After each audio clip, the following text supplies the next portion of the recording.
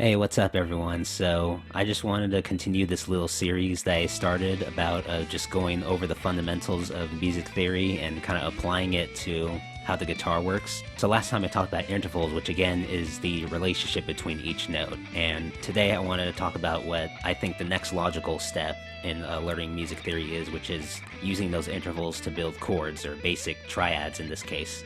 Now, if you ask me, I think the best way to visualize this is to actually visualize it on an actual staff paper.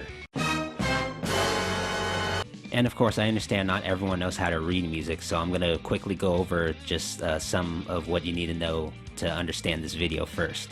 So first of all, this is what's called a grand staff, which is where you see these two lines here. Now, generally for a guitar, you only see one line that has this symbol on here, which I'll talk about in a second. And this is generally used for piano music, where the right hand plays everything on this line and the left hand plays everything on this line, and that's generally how it's written out. So first of all, we've got to talk about clefs, which are these first two symbols right here. Now, these are the two most basic types of clefs. There are other types of clefs depending on what instrument you play, like if you play drums or a viola, you'll probably see a different clef, but these two clefs are known as, this one is called the treble clef, and this bottom one is the bass clef. And what they do is they basically affect what all the note values are in these lines and spaces. Because how sheet music works is each line and space represents a different note. Now, if you're a guitar player, you'll generally see this clef right here, the treble clef. And if you're a bass player, or if you play any kind of bass or baritone instrument, you'll generally see this clef. And basically the place where these two clefs meet is basically a middle C, which for treble clef, middle C is the first ledger line down here. If you don't know what a ledger line is, it's just these little lines that pop out when you go below the staff. But this first ledger line right below the treble clef is middle C. And the first ledger line above the bass clef is also middle C. There. And if you listen to both, they both sound exactly the same. And from there, you basically just go up the alphabet up until G, and then you restart back at A. So you have C, D, E, F, G, A, B, C, C. That would be C, D, E, and so on. And then from the bass clef, you go backwards. So C, B, A, G, G, G. That would be G. F, E, D, C, B, A. So there's lots of little memory devices you could use. Like for treble clef, I've always used this F, A, C, E, which spells out face. So all of the spaces in between these lines spell out the word face. And then I know for bass clef, a common one is all cows eat grass. A, C, E, G.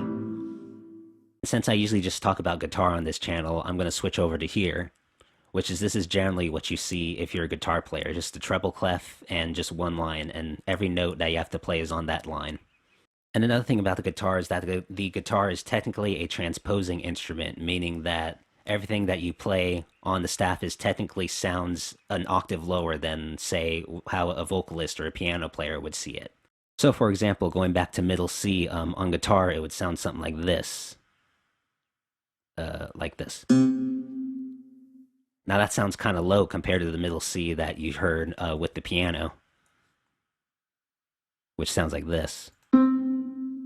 So basically all you need to know is that on guitar, this middle C would actually be like the 3rd fret on the A string or the 8th fret on the low E string. Now recognizing intervals on here is actually really easy because, for example, one trick that a lot of musicians use to recognize intervals here is that every odd-numbered interval will start with one note on a line and another note on a line as well. So for example, that would be a minor 3rd, and that would be a perfect 5th. Whoops. And that would be a minor 7th. So if we just take two random intervals like that, since they're both on a space, you know it's going to be some kind of odd number interval. In the case, this is going to be some kind of 3rd. And the opposite is true for the even number intervals. If you have something like this, that's going to be some kind of 6th. And if you bring that down, that's going to be some kind of fourth, and then of course 2 notes right next to each other is going to be some kind of second. Now when we start talking about building chords, that's going to be really helpful to know, because lots of chords you can break down just using these intervals between each note. So now let's get into the real topic of this video, which is building triads, which triads are just 3-note chords that are built by stacking thirds, which stacking thirds, that just means we're stacking notes by thirds like this. So like that would be a triad. So a triad has 3 parts, the root, the third, and the fifth. And the way we can analyze this is by breaking it down intervallically between each note. So there are 4 different types of triads. There are major triads, minor triads, diminished triads, and augmented triads. Well, first we'll just go with the most common triad, which is the major triad, which we can build one of those just by stacking thirds starting from F. Now that gives us the notes F, A, C, because remember, all the spaces in between these lines spell out the word face. So this would be the major triad, which is the happy sounding chord. So an important part of understanding these triads is also understanding how they're built. So these, of course, are built off the notes F, A, and C. So now the interval between F and A is a major third. And the interval between A and C is a minor third. So you could think about a major triad as being a major third plus a minor third. Or if you want, you can also think about these 2 notes being a perfect fifth. So in that case, you could say this note to this note is a major third, and this to this is a perfect fifth. So now if I want to make an F minor triad, all I have to do is make this 1 note lower. And then you get this kind of sound. And that would be the sad sounding chord, which is the minor triad. Now in this case, we have the notes F, A flat, and C. So how that affects the notes intervallically is now this and this make a minor third, and this to this make a major third. So you can think of minor triads as being a minor third plus a major third, or a minor third plus a perfect fifth. So the next triad would be the diminished triad, which in order to make that from here, we lower the third and we lower the fifth to that. So now we get, now we get this kind of sounding chord.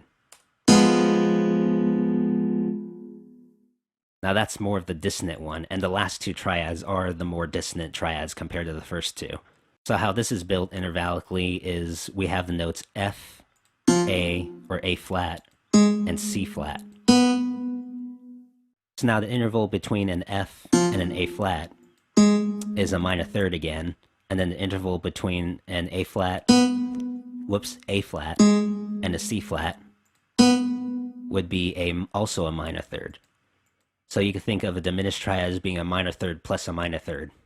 And of course the 2 outside intervals, or the 2 outside notes, F and C flat, would form in this case, it would form a diminished fifth, or a tritone. So now I'm going to go back to the F major triad, because the last triad, the augmented triad, is built by taking the major triad and just raising the fifth. So then you get this kind of sounding chord. Now in this case, we have the notes F, A, and C sharp. So intervallically between F and A, that's a major third again, and then between A and C sharp, that's also a major third. So an augmented triad would be a major third plus a major third, or a major third plus the 2 outside notes, which would be F and C sharp, which form what would be called an augmented fifth. So if you want, you could try playing all of these triads on your guitar, and just as a reference, this note would technically be the 3rd fret on the D string, or that's one way to play it anyway. And then 2nd fret on the G string, and 1st fret on the B string. And from there, you could kind of mess around and say, oh, okay, so a minor triad, we lower this note. So now that would be the 1st fret. And then you take this note and lower it. That would be just open B. And then from there, go back to the major triad and just raise this one. So that would be the 2nd fret on the B string. Alright, so one last thing I wanted to talk about is the concept of inversions. Now, what inversions are basically when you take a chord and you basically invert the notes, so you kind of change the order of the notes. So if we start with this F major triad again, so that would be known as root position because it has the root on the bottom, on the bass note. Now, what I can also do is take that F note and bring it up an octave, and then play the triad like this. So that would be called first inversion, or you could think of that as an F major triad with an A in the bass. And that, in this case, it'll sound something like this. So it still sounds like an F major triad, but it also sounds slightly different. And then we could do that again and put the C in the bass. There we go. And that'll also sound like F major triad, but each one still sounds slightly different. Like if we just go through each one here.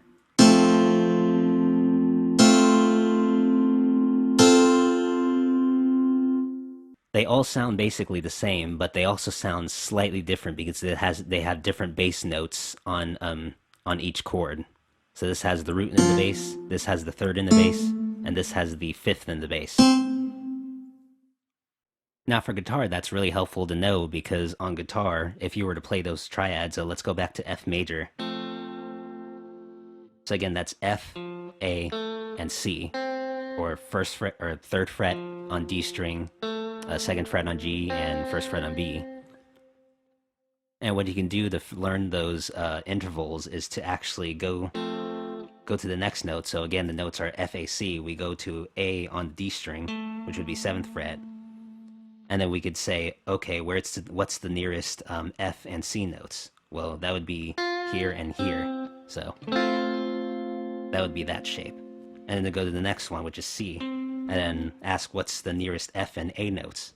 That would be F here and A here. So that's all on the 10th fret.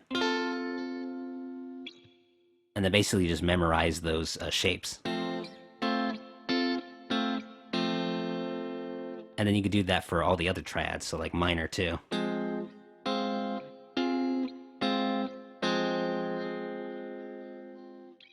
And what's cool about that is you can take chord progressions, like let's just take this really common pop chord progression.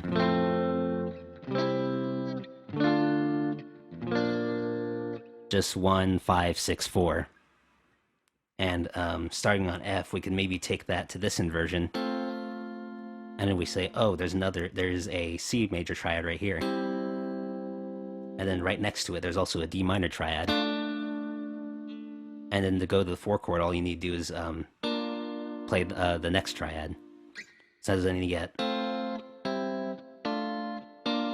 just all within the same position without moving around a lot.